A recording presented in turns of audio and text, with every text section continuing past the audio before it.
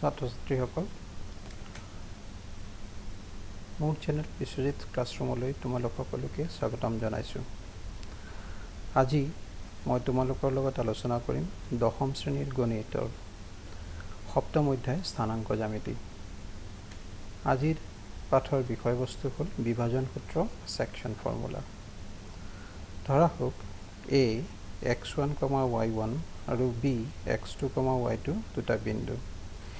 এই a আৰু b সংযোগী ৰেখাডালক p বিন্দুটোৱে m অনুপাত nত অন্তৰ্বিভক্ত কৰিছে। তেনেহ'লে p বিন্দুটোৰ স্থানাংক কিমান হ'ব?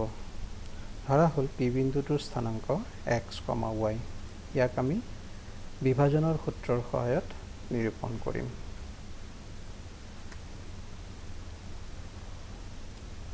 আমি x অক্ষৰ ওপৰত a, p আৰু b বিন্দুৰ পৰা তিনিডাল লম্ব টানিলোঁ, AC, BD আৰু PQ। যিহেতু তিনিডাল সমান্তৰাল ৰেখাক দুডাল ছেদকে সমান অনুপাতত বিভক্ত কৰে, গতিকে AP আৰু PBৰ অনুপাত CQ আৰু QDৰ অনুপাতৰ সমান হ'ব। আমি জানো AP আৰু PBৰ অনুপাত হ'ল m অনুপাত n। গতিকে CQ ইকুৱেল L হ'ব P বিন্দুৰ x স্থানাংক মাইনাছ A বিন্দুৰ x স্থানাংক অৰ্থাৎ x মাইনাছ x1। ঠিক একেধৰণে QD সমান B বিন্দুৰ x স্থানাংক অৰ্থাৎ x2 মাইনাছ P বিন্দুৰ x স্থানাংক x অৰ্থাৎ m/n equal x minus x1 বাই x2 মাইনাছ x। ইয়াক সৰল কৰি আমি xৰ মান পাম m into x2 plus n into x1 বাই m প্লাছ n।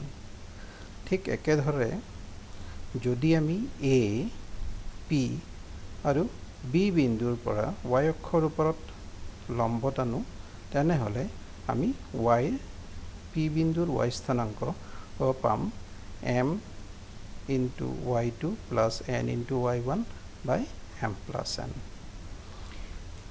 ইয়াকেই বিভাজনৰ সূত্ৰ বোলা হয়। ইয়াক আমি সহজতে মনত ৰাখিব পাৰোঁ এই ধৰণে। যদি a আৰু b বিন্দু সংযোগী ৰেখাডালক p বিন্দুটোৱে m:n অনুপাতত বিভক্ত কৰে, তেনেহ'লে p বিন্দুৰ x স্থানাংক হ'ব m পূৰণ x2 অৰ্থাৎ mৰ আনটো দিশত থকা বিন্দুটোৰ x স্থানাংক প্লাছ n ইনটু x1 অৰ্থাৎ nৰ আনটো দিশত থকা x বিন্দুটোৰ x স্থানাংক। গতিকে x equal mx2 plus n x1 বাই m প্লাছ n। ঠিক একেধৰণে আমি p বিন্দুৰ y স্থানাংক y সমান পাম m into y2 plus n into y1 বাই m প্লাছ n।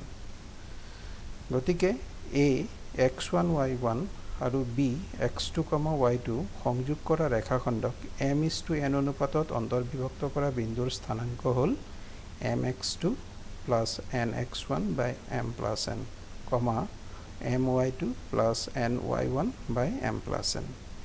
এই সূত্ৰটোকেই বিভাজনৰ সূত্ৰ বা সেকশন ফৰ্মুলা বোলা হয়।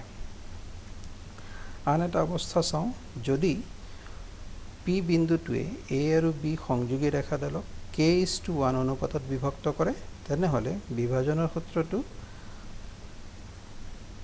এই ধৰণৰ হ'বগৈ p বিন্দুৰ x স্থানাংক সমান k x2 plus x1 by k plus 1, কাৰণ k ইনটু b বিন্দুৰ x স্থানাংক প্লাছ 1 ইনটু a বিন্দুৰ x স্থানাংক বাই k প্লাছ 1। ঠিক একেধৰণে p বিন্দুৰ y স্থানাংক ইকুৱেল k ইনটু b বিন্দুৰ x স্থানাংক y2 প্লাছ 1 ইনটু a বিন্দুৰ y স্থানাংক y1 বাই k প্লাছ 1।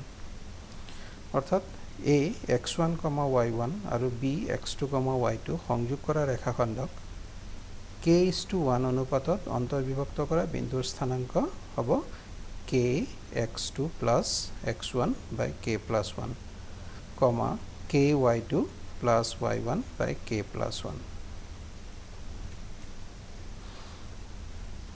এটা উদাহৰণ লোৱা যাওক। -1,7 আৰু 4,-3 বিন্দু সংযোগী ৰেখাখণ্ডক 2:3 অনুপাতত ভাগ কৰা বিন্দুটোৰ স্থানাংক নিৰ্ণয় কৰা।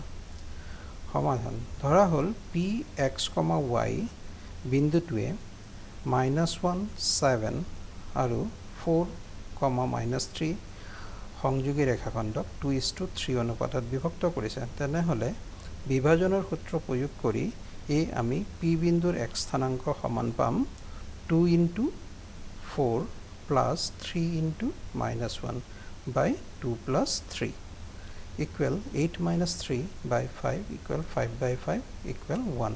ঠিক একেধৰণে p বিন্দুৰ y স্থানাংক y equal হ'ব 2 × -3 + 3 × 7 / 2 + 3 equal -6 + 21/5 equal 15/5 equal 3।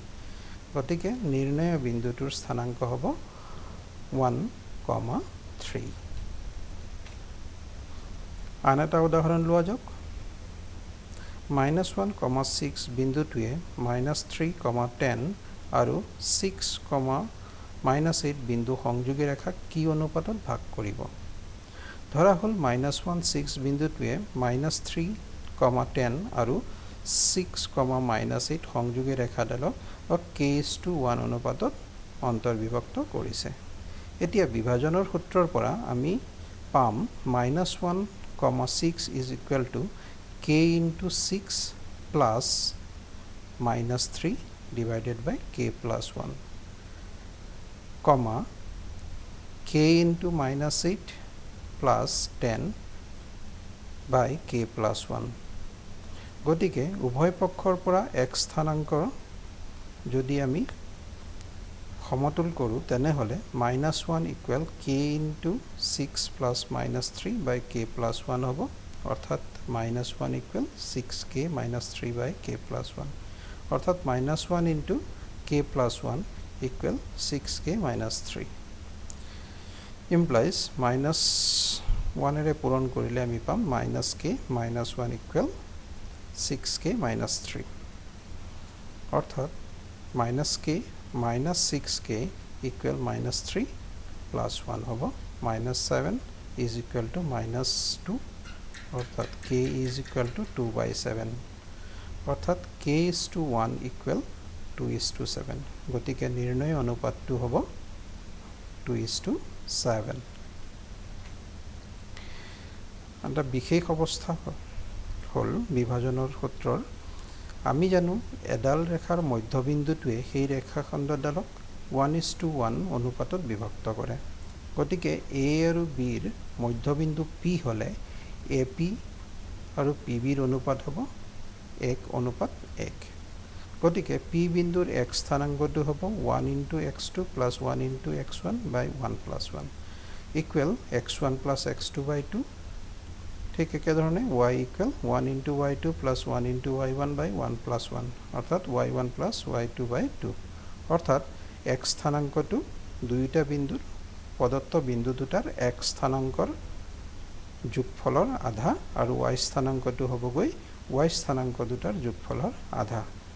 গতিকে ax1, y1 আৰু bx2, y2 বিন্দু সংযোগী ৰেখাখণ্ডৰ মধ্যবিন্দুৰ স্থানাংক হ'ল x1 + x2 divided by 2, y1 + y2 divided by 2। এটা উদাহৰণ লোৱা যাওক। 3, -2 আৰু -7, 4 বিন্দু সংযোগী ৰেখাখণ্ডৰ মধ্যবিন্দুৰ স্থানাংক নিৰ্ণয় কৰা। ধৰা হ'ল 3, -2 আৰু -7, 4 বিন্দু সংযোগী ৰেখাখণ্ডৰ মধ্যবিন্দুৰ স্থানাংক x, y। তেনেহ'লে x equal 3 + -7/2, অৰ্থাৎ -4/2 equal -2, আৰু y equal হ'ব -2 + 4/2, অৰ্থাৎ 2/2 equal 1।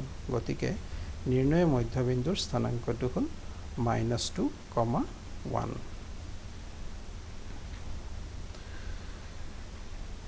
আজি আমি স্থানাংক জ্যামিতিৰ সেকশন ফৰ্মুলা বা বিভাজনৰ সূত্ৰটো শিকিলোঁ, লগতে ইয়াৰ কিছু প্ৰয়োগ সম্বন্ধে আলোচনা কৰিলোঁ।